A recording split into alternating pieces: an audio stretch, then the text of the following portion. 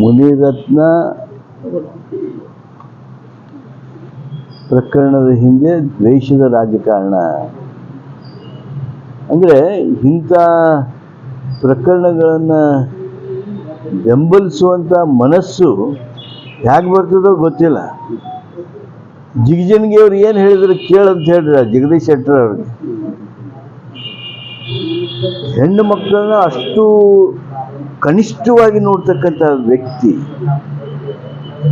ಇವಾಗ BJP ಅವರೇ ಅವ್ರಿಗೆ ಶೋಕಾಸ್ ನೋಟಿಸ್ ಕೊಟ್ಟಿರಿ, ಅವನ್ನ ನೀವು ಮತ್ತೆ ಬೆಂಬಲಿಸ್ತೀರಿ. ಏನು ನಿಮ್ಮ ದ್ವಂದ್ವ? ಯಾಕೆ ಕೊಟ್ರಿ ಹಂಗಾರೆ BJP ಅವ್ರು ನೋಟಿಸ್? ಅವ್ರಿಗೆ BJP MP ಯಾಕೆ ಅದನ್ನ ಖಂಡಿಸ್ತಾ ಇದ್ದೀರಿ? ಅವ್ರನ್ನ ರಕ್ಷಣೆ ಮಾಡ್ಬೇಕು ಅನ್ನೋದು ಏನು ನಿಮಗೆ? ಸತ್ಯಾನ್ವೇಷಣೆ ಆಗಬೇಕು, ಅದನ್ನೆಲ್ಲರೂ ಒಪ್ಪೋದು. ಆದರೆ ಇದು ಕನಗಂಡ ಕಣ್ಣಿಗೆನ ಕಾಣುವಂಗಿರುವಾಗ ಈ ರೀತಿ ಕೆಟ್ಟ ವ್ಯವಸ್ಥೆಯನ್ನು ಪೋಷಿಸುವುದೇನಿದೆ ಅದು ಒಂದು ಗುನ್ನೆನೆ. ಮುಡಾ ಹಗರಣದಲ್ಲಿ ಈಗಾಗಲೇ ಪ್ರಾಸಿಕ್ಯೂಷನ್ಗೆ ಅನುಮತಿ ಕೊಟ್ಟಿದೆ ರಾಜ್ಯಪಾಲರು. ಆ ಪ್ರಕರಣದಲ್ಲಿ ಕ್ವಶನ್ ಮಾಡಿ ಮೇಲೆ ಹೋಗ್ತಾರೆ. ಆದರೆ ಮುನಿರತ್ನ ಪ್ರಕರಣದಲ್ಲಿ ದೂರು ದಾಖಲಾದ ತಕ್ಷಣಕ್ಕೆ ನೋಟಿಸ್ ನೀಡೋದನ್ನೇ, ಪ್ರಾಥಮಿಕ ತನಿಖೆ ನಡೆದನೆ ಅರೆಸ್ಟ್ ಮಾಡಿಬಿಡ್ತಾರೆ ಏಕಾಏಕಿ ಅಂತೇಳಿ ಅಂತಿರೋದು ಜಗದೀಶ್ ಶೆಟ್ಟರ್ ಅವ್ರಿಗೆ ಹೇಳ್ರಿ, ಪ್ರಾಸಿಕ್ಯೂಷನ್ಗೆ ಪರವಾನಗಿನ ಕೊಟ್ಟಿಲ್ಲ. ಅವರ ಏನು ವಕೀಲರುಗಳದಾರ ಅವರೇ ಹೇಳ್ತಾರ.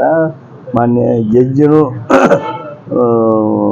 ಹೈಕೋರ್ಟ್ ಜಡ್ಜ್ ಅವರು ಸಹಿತ ಅದನ್ನು ತಮ್ಮ ಚರ್ಚೆಯೊಳಗೆ ಪ್ರಸ್ತಾಪನೂ ಮಾಡಿದರು. 17A ಕೆಳಗೆ ಪರವಾನಗಿಯನ್ನು ಕೊಟ್ಟಿದ್ದಾರೆ, ಅದನ್ನು ನಾವು ಪ್ರಶ್ನಿಸಿದ್ದೇವೆ. 218 ಕೆಳಗೆ ಪರವಾನಗಿ ಕೊಟ್ಟಿಲ್ಲ ಅನ್ನೋದನ್ನು ಸಹಿತ ಸ್ಪಷ್ಟವಾಗಿದೆ. ಆ ಹಿನ್ನೆಲೆಯೊಳಗೆ ಅವರು ಚರ್ಚೆ, ಅವರು ವಿವರವನ್ನು ಸರಿಯಾಗಿ ನೋಡಲಿ ಅಂತೇಳಿ ನಾನು ಅಪೇಕ್ಷೆ ಮಾಡಿ. ಲಾಸ್ಟ್ ಒಂದು ಕ್ವಶನ್, ಯತ್ನಾಳ್ ಅವರು ರಾಹುಲ್ ಗಾಂಧಿ ಬಗ್ಗೆ ಏಕವಚನದಲ್ಲಿ ವಾಗದಾಗ ವೈಯಕ್ತಿಕವಾಗಿ ನಿಂದನೆ ಮಾಡ್ತಾರೆ. ಸೊ ಇದ್ರ ಬಗ್ಗೆ ಏನು ಹೇಳ್ತೀರಿ?